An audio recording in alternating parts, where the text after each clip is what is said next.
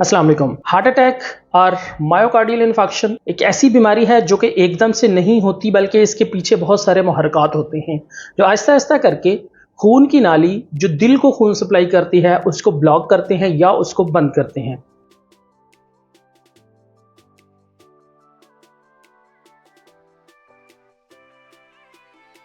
सबसे पहले coronary artery disease होती है, जिसमें सबसे ज़्यादा कॉमन जो चीज़ होती है वो कोलेस्ट्रॉल या फैट का या चर्बी के डिपॉजिट्स खून की नालियों के अंदर आहिस्ता आहिस्ता करके जमा होना शुरू हो जाते हैं और वो एक टाइम पे आके उस खून की नाली को बंद कर सकते हैं। दूसरी चीज़ होती है नाली के अंदर वो क्लॉट, जब उसके अंदर जमा हुआ होता है तो वो वाज़गत वहाँ से रप्चर हो जाता है, वहाँ से उतरता है और वो कहीं और चला जाता है। लेकिन जिस जगह से वो उतरता है वहाँ पे आहिस्ता आहिस्ता करके प्लेटलेट्स और खून के ऐसे खुलिये जमा होना शुरू हो जाते हैं जो कि उस जगह को वहाँ पे क्लॉट बना देते हैं, वहाँ पे खून का एक लोथड़ा बना देते हैं। उस वजह से भी नाली तंग होके हार्ट अटैक या कोरोनरी आर्टरी डिजीज हो सकती है। अब ब्लड क्लॉट जब एक दफ़ा इतना बड़ा हो जाता है आहिस्ता आहिस्ता करके, तो वो खून की नाली को पार्शली यानी आधे हद तक या थोड़ी हद तक बंद करता है या फिर उसको वो मुकम्मल तौर पे ब्लॉक कर सकता है। इसके आगे जब उसको वो थोड़ी हद तक ब्लॉक करता है या हाफ तक ब्लॉक कर देता है, जिसकी वजह से खून की सप्लाई कम होती है दिल के कुछ हिस्सों को, मैं ये नहीं कह रहा कि ख़त्म होती है बल्कि कम होती है, तो उस टाइम इस्कीमिया डेवलप होता है, यानी कि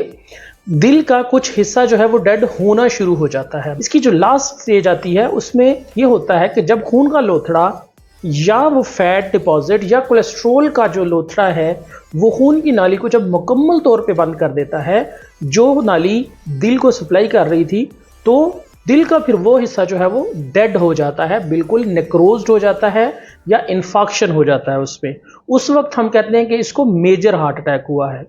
तो देखने की बात यह है कि जब दिल का पूरा हिस्सा कोई डेड हो जाएगा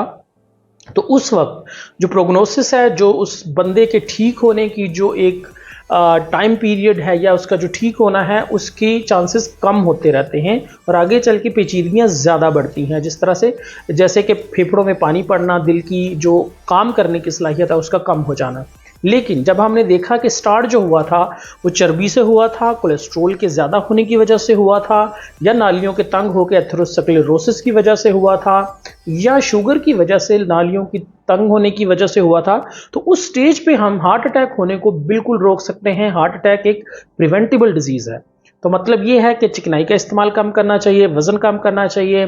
जिस्म के अंदर कोलेस्ट्रॉल के लेवल को यानी एलडीएल जो